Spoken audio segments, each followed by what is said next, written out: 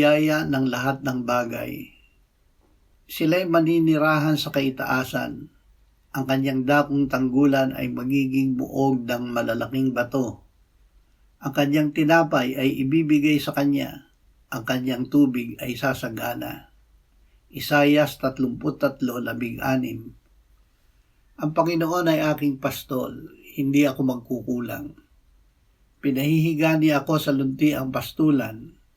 Inaakay niya ako sa tabi ng mga tubig na pahingahan.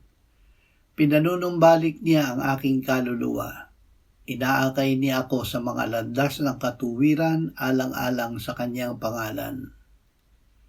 Ama, hindi mo ipinagkait ang iyong anak, kundi ibinigay para sa aming lahat. Salamat na kasama ng iyong anak ay mapagbiyayang ibibigay mo sa amin ang lahat ng bagay. Amen.